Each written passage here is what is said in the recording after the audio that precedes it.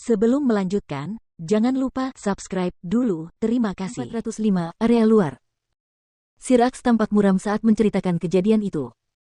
Mereka kehilangan 5 rekan setimnya dalam pertarungan itu, dan hanya 3 yang selamat dari serangan itu. Jian Wushuang dan yang lainnya menghela nafas. Setiap orang harus menerima takdirnya sendiri. Berpetualang di Flaming Battlefield sama seperti menari di atas sebilah pedang. Siapa 2 orang lainnya yang selamat bersamamu? Tanya Lei Dao. Feng Zi dan Zhang Feng. Tuan Aks menjawab. Mereka terluka parah dan masih dalam tahap pemulihan.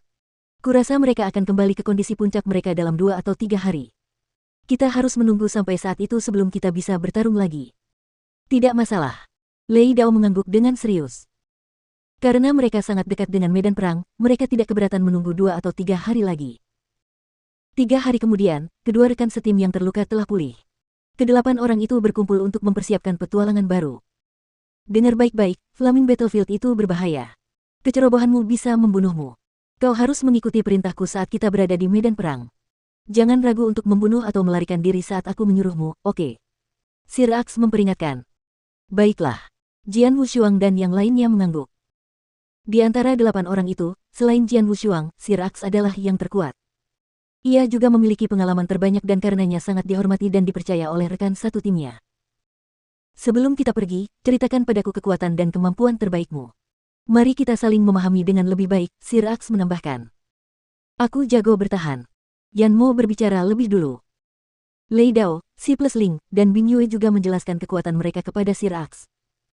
Saat giliran Jian Wushuang, dia tersenyum. Tubuhku cukup kuat dan aku memiliki keterampilan bertahan hidup yang kuat. Aku juga menguasai satu teknik alam. Kata-kata itu baru saja keluar dari mulutnya ketika Lei Dao menimpali, teknik realemnya brilian. Itu sangat membantu kami. Tidak apa-apa. Sirax melirik Jian Wushuang, tetapi dia tidak menanggapi kata-kata Lei Dao dengan serius. Baiklah, ayo kita berangkat sekarang. Mereka ber8 orang berangkat menuju Flaming Battlefield. Flaming Battlefield merupakan medan perang sekaligus kuburan bagi para ahli. Membentang sepanjang 4 juta kilometer dan dibagi menjadi 3 bagian, perimeter, area luar, dan area dalam. Butuh waktu 5 hari bagi Jian Wushuang dan timnya untuk tiba di area luar medan perang berapi dari perkemahan mereka. Mulai saat ini, kita harus berhati-hati, kata Sirax dengan sungguh-sungguh. Tidak seperti pinggiran medan perang, mereka akan menghadapi banyak musuh begitu mereka melangkah ke area luar. Kami adalah tim yang kuat dan tidak akan menghadapi banyak bahaya kecuali kami menghadapi tim lain yang sangat kuat atau serangan gabungan dari lebih dari satu tim. Namun, kami tetap harus berhati-hati, kata Sirax sambil mengamati lingkungan sekitar. Zhang Feng, kaulah yang memiliki indera paling tajam di antara kami, jadi kau pergi duluan. Baiklah. Zhang Feng, yang mengenakan jubah hijau, memimpin jalan. Yan Mo, kau memiliki kemampuan bertahan terbaik, jadi kau tetaplah di belakang kami sebagai seorang pembela. Sisanya, berbaris di antara mereka. Sirax memerintahkan. Dimengerti. Rekan satu timnya mengangguk dan mematuhi perintah itu. Mereka melangkah maju perlahan-lahan. Saya harap kita tidak perlu menunggu terlalu lama untuk pertempuran pertama kita, kata Lei Dao penuh semangat kepada Jian Wushuang, yang berjalan di sampingnya. Mendengar kata-katanya, Jian Wushuang tidak dapat menahan senyum. Dia turut merasakan perasaan Lei Dao. Tetapi tidak mudah untuk berhadapan dengan pesaing di tanah yang begitu luas. Mereka tidak melihat seorang pun selama 3 hari berikutnya di medan perang. 3 hari telah berlalu, dan tidak ada apapun, bahkan hantu pun tidak. Lei Dao tidak sabar. Lei Dao, apakah kamu tidak ingat apa yang dikatakan Yang Mulia sebelum kita pergi? Si Ling menatap Lei Dao. Lei Dao mengerutkan bibirnya. Dia bersemangat untuk bertarung. Pada saat ini, Zhang Feng tiba-tiba berteriak dari depan, seseorang datang. Semua orang melihat ke depan dan melihat beberapa sosok hitam di kejauhan. Sosok hitam itu berada jauh namun dengan cepat menutup jarak di antara mereka dan para komandan Iron Saber.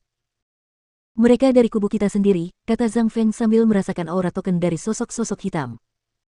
Hanya para ahli dari kelompok yang sama yang dapat merasakan token satu sama lain.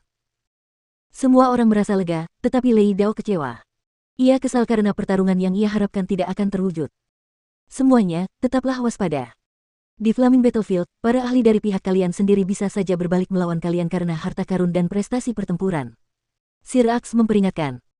Jian Wushuang merenung saat mendengar kata-kata peringatan Sirax. Sosok hitam akhirnya tiba di depan tim. Seorang pria berkepala pelontos memimpin tim yang beranggotakan 7 orang. Pria ini, yang memiliki bekas kapak besar di tubuhnya, menatap Sir Aks dengan penuh minat. Tuan Aks, sudah lama kita tidak bertemu. Pria itu tersenyum dingin dan melanjutkan, kudengar kau menderita kekalahan telak dan kehilangan sebagian besar anak buahmu selama pertempuran beberapa hari yang lalu. Aku sangat mengagumi keberanianmu untuk kembali. Kemana aku pergi bukan urusanmu, Feng Zhu, jawab Sir Aks dengan tenang. Ya, kau benar. Aku hanya bertanya-tanya berapa banyak orang dari tim barumu yang akan bergabung dengan tulang-tulang yang sudah terkubur di bawah tanah. Feng Zhu menyeringai dan memberi isyarat kepada anak buahnya. Ayo pergi.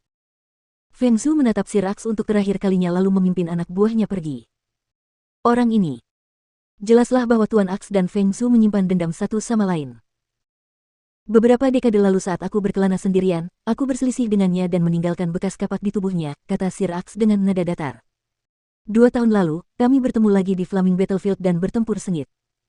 Kami sama-sama kuat dan berasal dari kubu yang sama, jadi pertarungan berakhir tanpa hasil. Sejak saat itu, dia menyimpan dendam padaku. Oh, begitu. Penjelasan Sir Aks memperjelas situasi bagi Jian Wushuang dan yang lainnya. Baiklah, cukup tentang dia, mari kita lanjutkan perjalanan kita. Sir Aks melanjutkan perjalanannya bersama yang lain.